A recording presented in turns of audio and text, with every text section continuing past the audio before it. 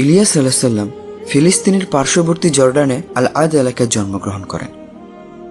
আল্লাহ পাক তাকে নবী হিসেবে মনোনীত করেন এবং ফিলিস্তিনি অঞ্চলে তাওহীদের প্রচার ও প্রসারের নির্দেশ দান করেন।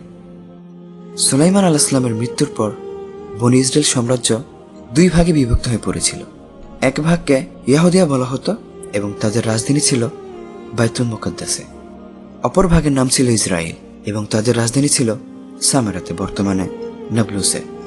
এই দুই দলই একে অপরের সাথে দাঙ্গা হাঙ্গামা করত। তারা নবুয়তি সমাজ ব্যবস্থা থেকে দূরে সরে যায়।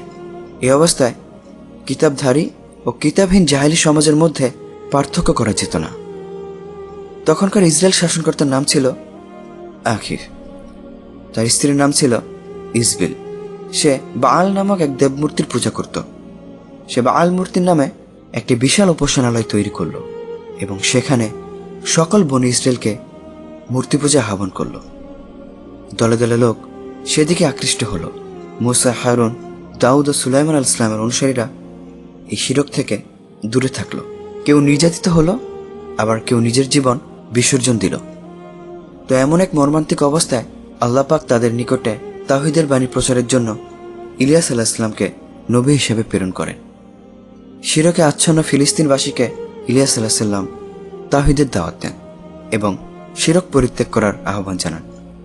এ বিষয়ে আল্লাহ বলেন, আমার বান্দা ইলিয়াসও ছিল রাসূলদের একজন। যখন সে তার সম্প্রদায়কে বলল, তোমরা কি আল্লাহকে ভয় করো না? তোমরা কি বাআল দেবতার পূজা করবে আর সর্বোত্তম স্রষ্টাকে পরিত্যাগ করবে, যিনি আল্লাহ, তোমাদের পালনকর্তা ও তোমাদের পূর্বপুরুষদের পালনকর্তা? কিন্তু তারা ইলিয়াসকে মিথ্যাবাদী সাব্যস্ত করল। কাজেই তাদেরকে অবশ্যই শাস্তি ভোগ করার জন্য হাজির করা হবে। তবে আল্লাহ তাআলার নিষ্ঠাবান বান্দাদের কথা আলাদা। আমি এই নিয়মের ওপর পরবর্তীদেরকেও রেখে দিয়েছি, ইলিয়াসের ওপরে শান্তি বর্ষিত হোক। এভাবেই আমি সৎকর্মীদের প্রতিদান দিয়ে থাকি। নিশ্চয় ইলিয়াস ছিল আমার নেক বান্দাদের মধ্যে একজন। বিগত নবীগণের যে দুরবস্থা হয়েছিল, ইলিয়াস আলাইহিস সালামের ভাগ্যে তার ব্যতিক্রম হয়নি। তিনি ইসরায়েলের শাসক আখিয়াব ও তার প্রজাবৃন্দকে বাআল দেবমূর্তির পূজা করতে নিষেধ করলেন এবং আল্লাহর প্রতি ইবাদতের আহ্বান জানালেন। কিন্তু অল্প সংখ্যক হকপন্থী লোক ছাড়া কেউ তার কথায় কর্ণপাত করল না। লোকজন ইলিয়াস আলাইহিস সালামের বিরুদ্ধে নানা অপবাদ রটাতে থাকল। তাকে অপমান অপদস্থ করা শুরু করলো, এমনকি দৈহিক নির্যাতনও করল। কিন্তু ইলিয়াস আলাইহিস সালাম তার দাওয়াত চালিয়ে যেতে থাকেন।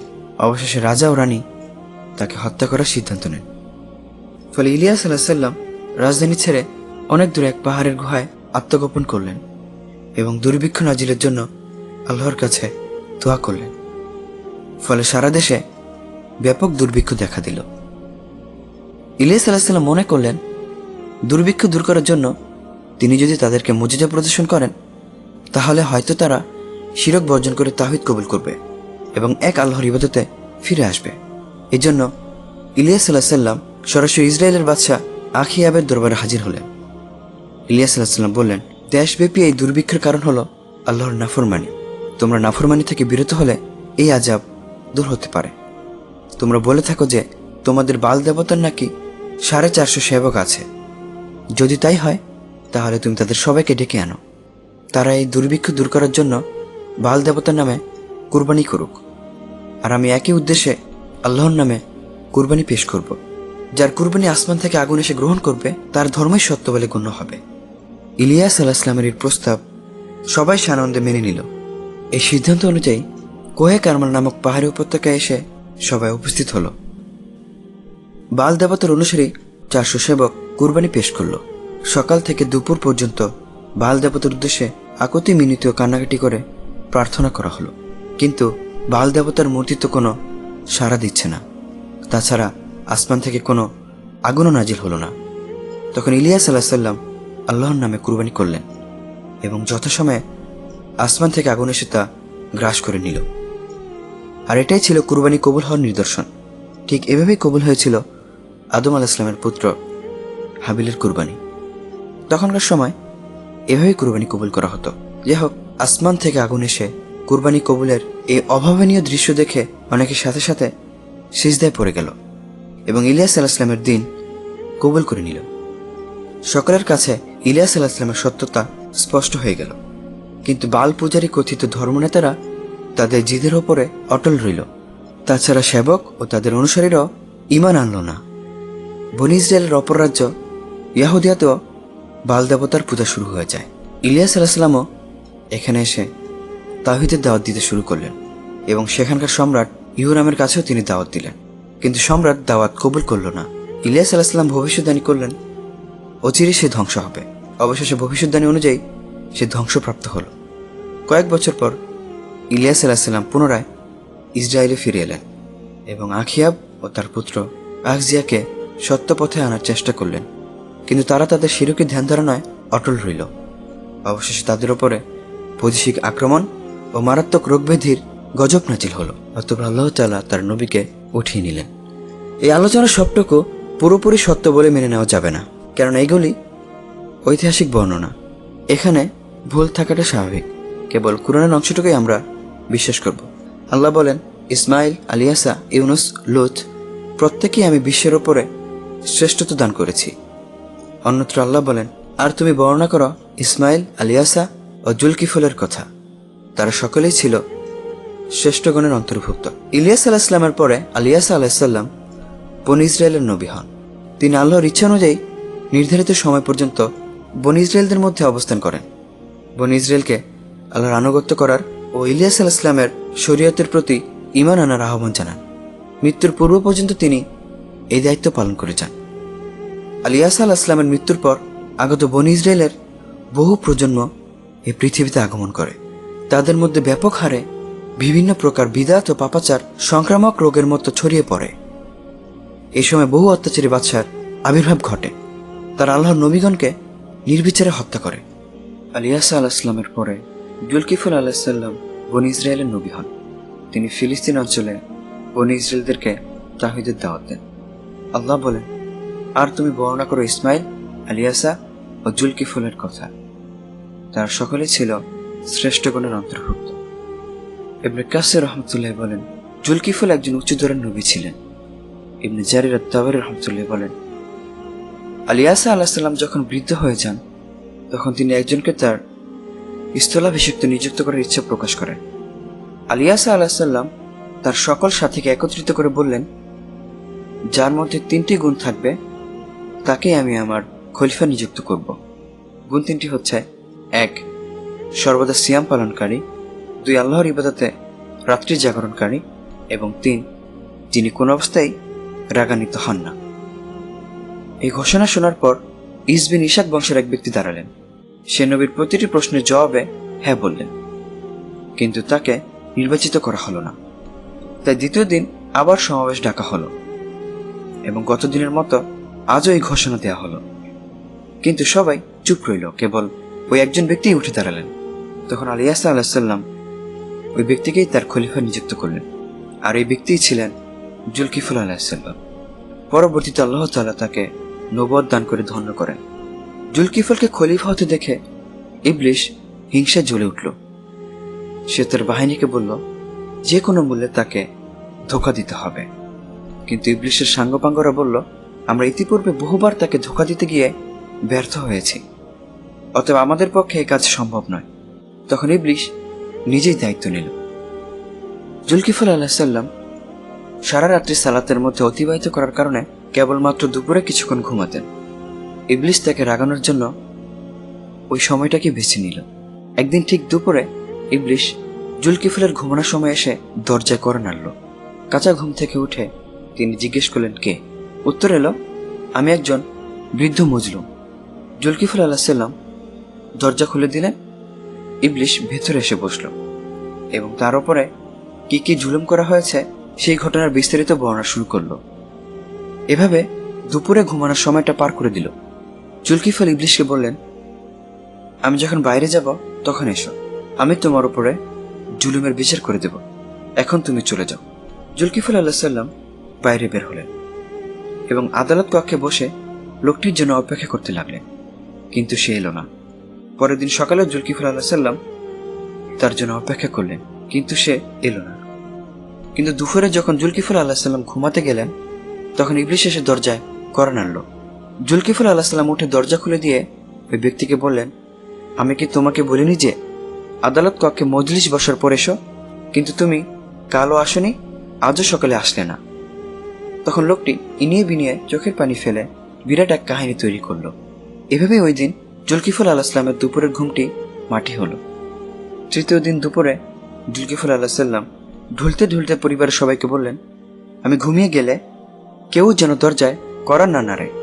বৃদ্ধ এদিন এলো এবং কড়া নাড়তে চাইল, কিন্তু বাড়ির লোকেরা তাকে বাধা দিল। তখন ইবলিশ সবার অলক্ষ্যে বন্ধ জানালা দিয়ে ঘরের মধ্যে ঢুকে পড়ল এবং দরজায় ধাক্কাধাক্কি শুরু করলো। এতে জুলকিফল আলাহিসাল্লামের ঘুম ভেঙে গেল। জুলকিফল দেখলেন সেই বৃদ্ধ ঘরের মধ্যে, অথচ ঘরের দরজা ভিতর থেকে বন্ধ। তখন জুলকিফল আলাহিসাল্লাম বুঝতে পারলেন যে এটা শয়তান ছাড়া কেউ নয়। তখন তিনি বললেন, তুমি তাহলে আল্লাহর দুশমন ইবলিশ। সে মাথা নেড়ে বলল, হ্যাঁ, আমি আজ আপনার কাছে ব্যর্থ হলাম। আপনাকে রাগানোর জন্যই গত 3 দিন যাবৎ আপনাকে ঘুমের সময় এসে জ্বালাতন করছি, কিন্তু আপনি রাগান্বিত হলেন না, ফলে আপনাকে আমার জ্বালা আটকাতে পারলাম না।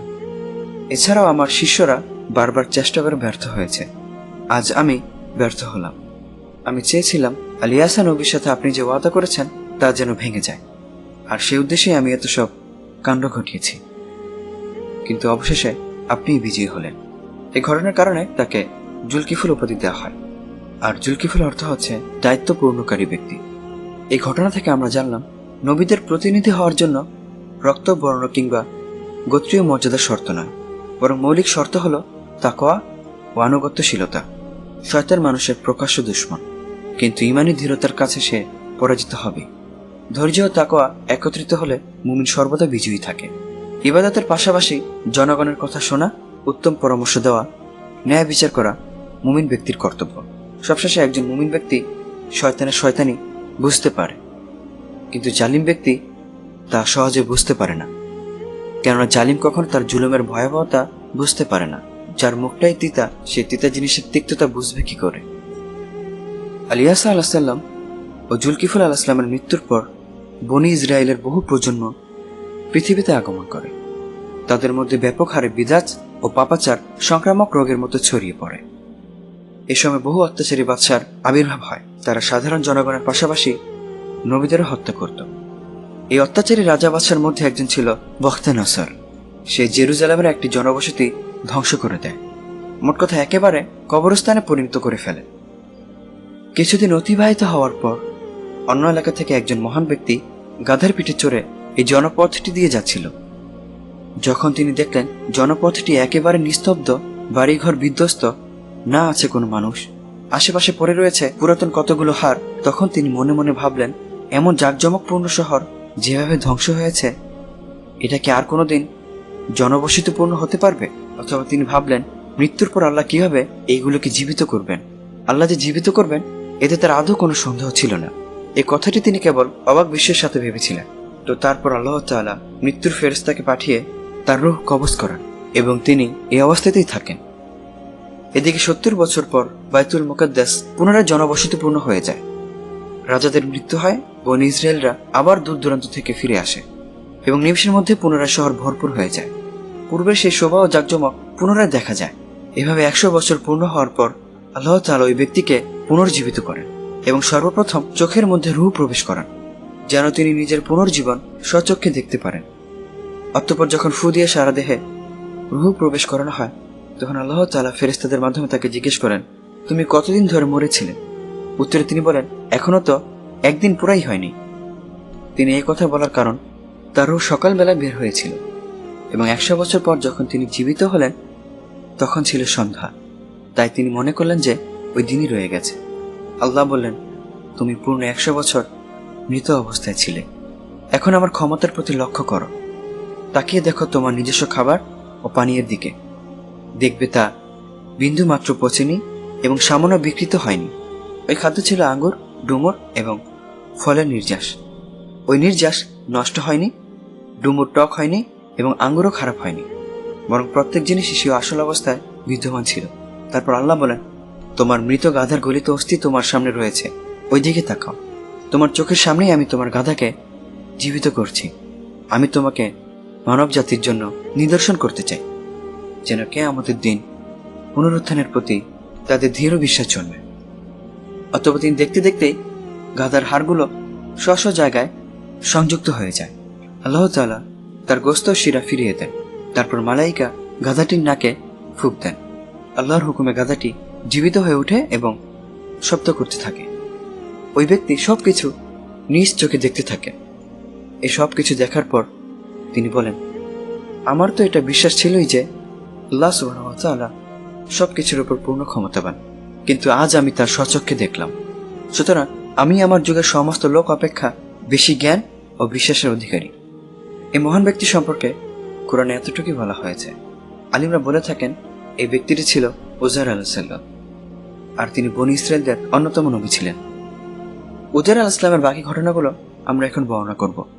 তবে মনে রাখবেন, এখন যেগুলো বর্ণনা করব এগুলো ইসরায়েলি বর্ণনা। এগুলো সত্য হতে পারে, আবার মিথ্যা হতে পারে। আল্লাহু আ'লাম। কাসাসুল আম্বিয়া এবং আল বিদায়া ও নিহায়াতে রয়েছে, উজাইর আলাইহিস সালাম জীবিত হওয়ার পর গাধার পিঠে উঠে নিজ এলাকায় চলে যান, কিন্তু সেখানে কোনো লোকই তিনি চিনতে পারছেন না, আর তাকেও দেখে কেউ চিনতে পারছে না। নিজের বাড়ি ঘরও তিনি সঠিকভাবে চিনতে পারছিল না।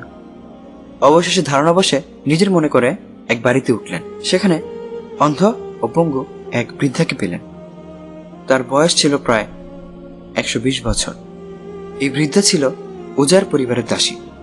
100 বছর পূর্বে তিনি যখন বাড়ি থেকে বের হয়ে যান, তখন এই বৃদ্ধার বয়স ছিল 20 বছর এবং উজাইরকে সে চিনত। বুড়ো হয়ে যাওয়াতে সে অন্ধ ও পঙ্গু হয়ে যায়। উজাইর আলাইহিস সালাম জিজ্ঞেস করলেন, হে বৃদ্ধা, এটা কি উজাইরের বাড়ি? বৃদ্ধা বললেন, হ্যাঁ, এটা উজাইরের বাড়ি।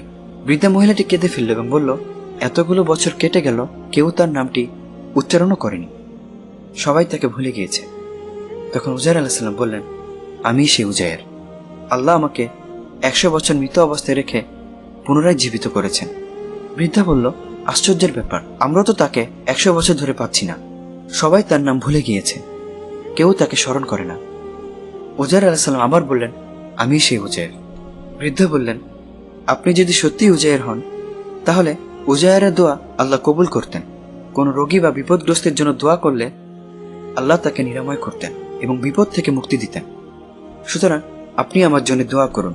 আল্লাহ আমার দৃষ্টিশক্তি ফিরিয়ে দিলে আপনাকে দেখব, এবং আপনি উজাইর হলে নিশ্চয়ই আমি চিনব। তখন উজাইর আলাইহিস সালাম আল্লাহ তাআলার কাছে দোয়া করলেন এবং বৃদ্ধার চোখে হাত বুলিয়ে দিলেন। আল্লাহ তাআলা বৃদ্ধার অন্ধত্ব দূর করে দিলেন। তারপর তিনি বৃদ্ধার হাত ধরে বললেন, আল্লাহর হুকুমে তুমি উঠে দাঁড়াও। সাথে সাথে বৃদ্ধার পঙ্গুত্ব দূর হয়ে গেল। তারপর সে উজাইরের দিকে তাকিয়ে দেখে বলে উঠল, আমি সাক্ষ্য দিচ্ছি আপনিই উজাইর। তারপরে বৃদ্ধা মহিলা বনী ইসরায়েলের মহল্লায় আসলো। লোকজন একটি মজলিসে একত্র হয়ে কথাবার্তা বলছিল।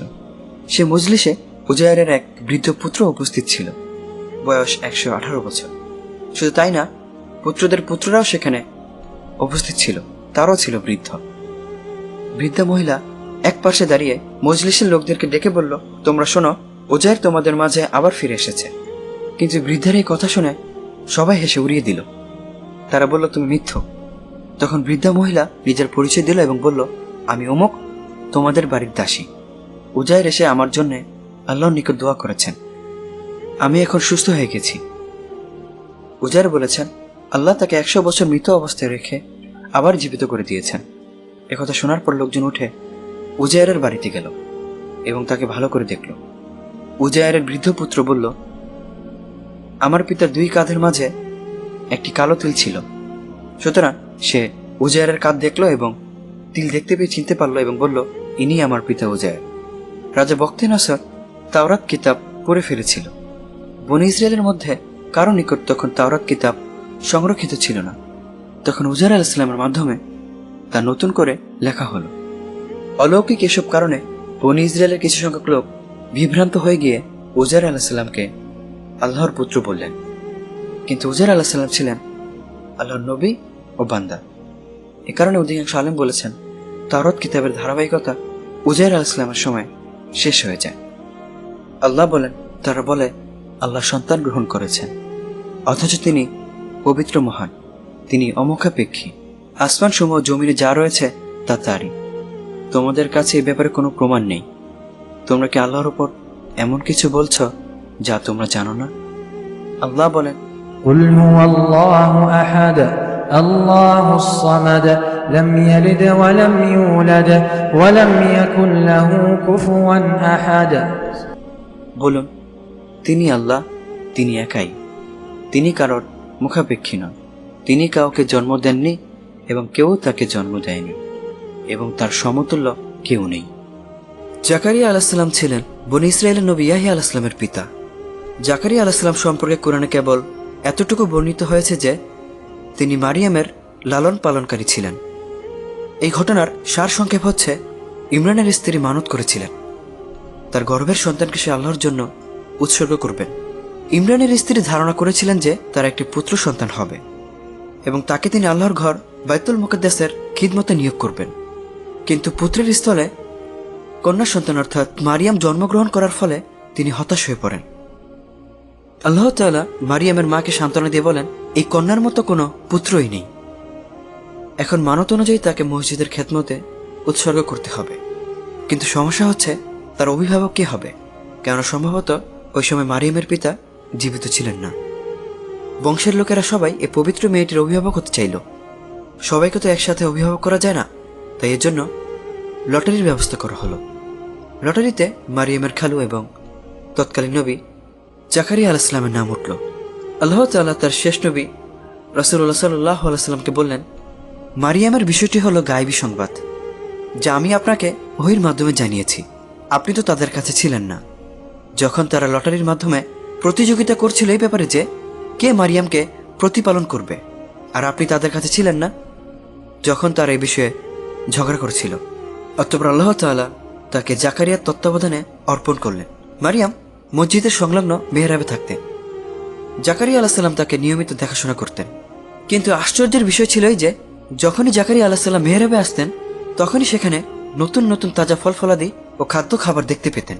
তিনি একদিন এ বিষয়ে মারিয়ামকে জিজ্ঞেস করলেন। জবাবে মারিয়াম বলতেন, এসব আল্লাহর নিকট থেকে আসে, আল্লাহ যাকে ইচ্ছা বেহিসাব রিজিক দান করেন। জাকারিয়া আলাইহিস সালামের কোনো ছেলে মেয়ে ছিল না।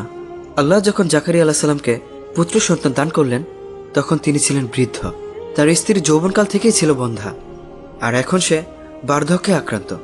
কিন্তু এসব প্রতিকূল অবস্থা বিদ্যমান থাকা সত্ত্বেও তিনি আল্লাহর রহমত ও অনুগ্রহ থেকে নিরাশ হননি।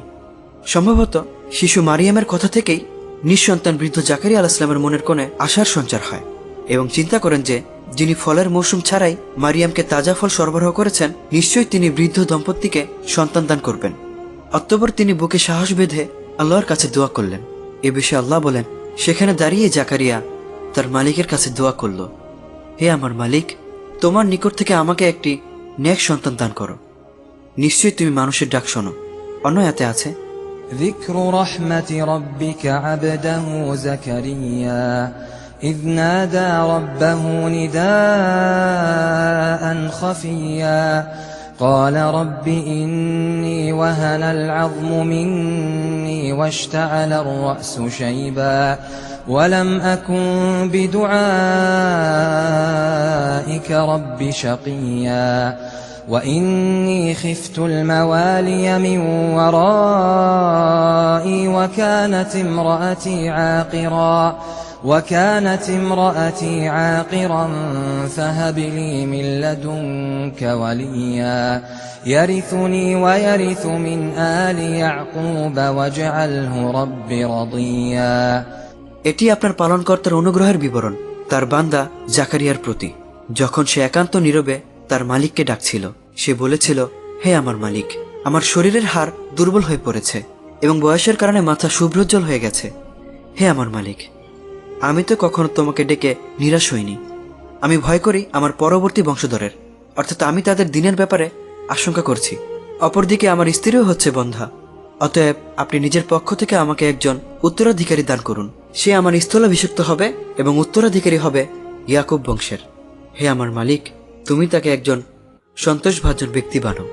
জবাবে আল্লাহ বললেন, يا زكريا إنا نبشرك بغلام اسمه يحيى لم نجعل له من قبل سميا قال رب أنى يكون لي غلام وكانت امرأتي عاقرا وقد بلغت من الكبر عتيا قال كذلك قال ربك هو علي هين وقد خلقتك من قبل ولم تك شيئا قال رب اجعل لي آية قال آيتك ألا تكلم الناس 3 ليال سويا فخرج على قومه من المحراب فأوحى إليهم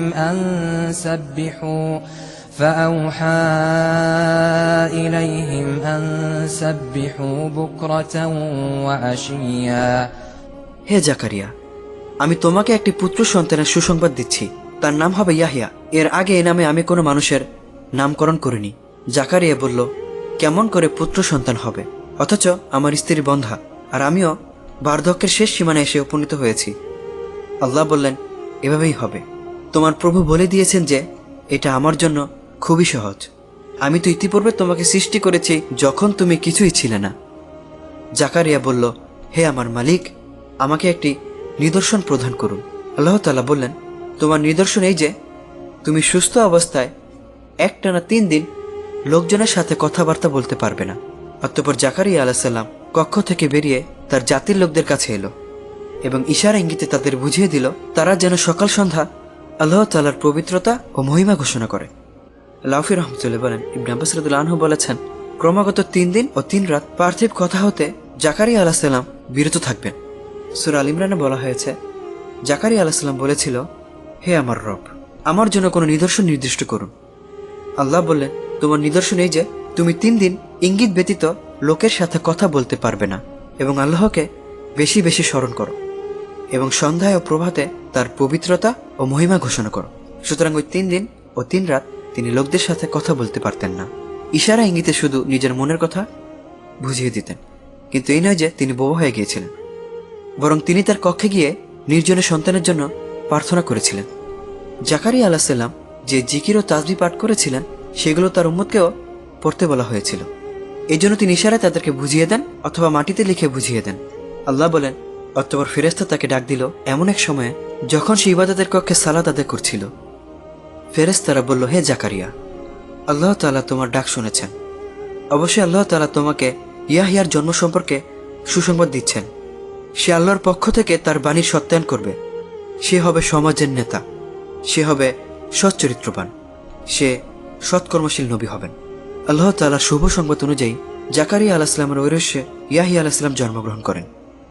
আল্লাহ তাআলা বাল্য বয়সেই ইয়াহিয়া আলাইহিস সালামকে কিতাবের আলেম বানান।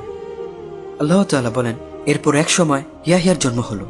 সে যখন বড় হলো তখন আমি তাকে বললাম, হে ইয়াহিয়া, আমার কিতাবকে তুমি শক্ত করে ধারণ করো। আর আমি তাকে শৈশবেই প্রজ্ঞাদান করেছিলাম, অর্থাৎ আমি তাকে ওই অল্প বয়সেই বোধ সম্পন্ন জ্ঞান, শক্তি, ধীরতা, বুদ্ধিমত্তা এবং সহনশীলতা দান করেছিলাম। আল্লাহ বলেন, আমি আমার পক্ষ থেকে তাকে বিশেষভাবে দান করেছিলাম কোমলতা ও পবিত্রতা, এবং সে ছিল অতীব তাকওয়াশীল। সে ছিল পিতামাতার একান্ত অনুগত। কখনো সে অবাধ্য ও নাফরমান ছিল না। তার উপর শান্তি বর্ষিত হয়েছিল যেদিন তাকে জন্ম দেওয়া হয়েছিল। শান্তি বর্ষিত হয়েছিল যেদিন সে মৃত্যুবরণ করেছিল, এবং শান্তি বর্ষিত হবে সেদিন যেদিন সে পুনরায় জীবিত হয়ে পুনরুত্থিত হবে।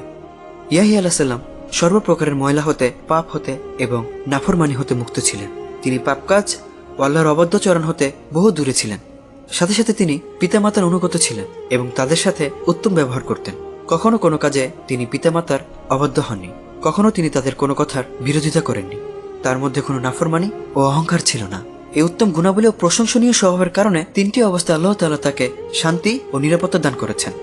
আল্লাহ তাআলা বলেন, তার প্রতি ছিল শান্তি যেদিন সে জন্মগ্রহণ করে, এবং শান্তি যেদিন তার মৃত্যু হবে এবং যেদিন সে পুনরুত্থিত হবে, অর্থাৎ জন্মের দিন, মৃত্যুর দিন এবং হাসরের দিন। এই 3টি অবস্থাই অতি ভয়াবহ ও অজানা। মায়ের পেট থেকে বের হওয়া মাত্রই একটি নতুন দুনিয়া দেখা যায়, যা পূর্বের দুনিয়া হতে সম্পূর্ণ পৃথক রূপে পরিলক্ষিত হয়। মৃত্যুর দিন ওই মাকলুকের সাথে দেখা হয় যাদের সাথে দুনিয়ার জীবনে তার কোনো সম্বন্ধ ছিল না, তাদেরকে কখনো দেখাও নি।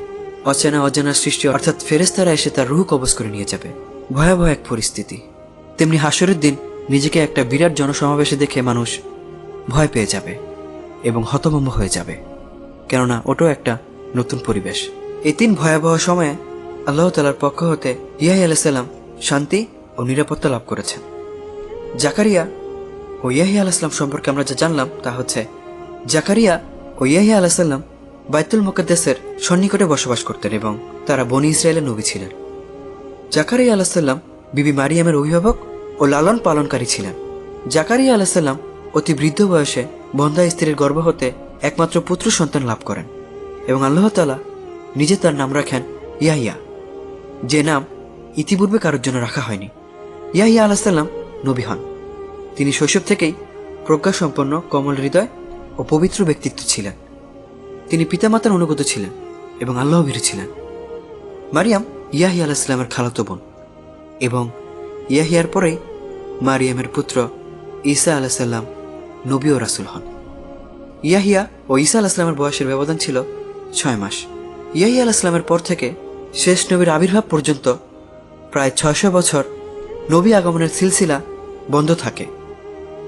ইহুদিদের চরিত্র পরে এতই কলুষিত উদ্ধত হয় যে তারা জাকারিয়া ও ইয়াহিয়া আলাইহিস সালামের মতো মহান নবীদের হত্যা করে এবং ঈসা আলাইহিস সালামকেও হত্যা করতে চেষ্টা করে, কিন্তু আল্লাহ তাআলা তাকে জীবিত আসমানে উঠিয়ে নেন। قولوا قولي هذا واستغفر الله لي ولكم فاستغفروه إنه هو الغفور الرحيم.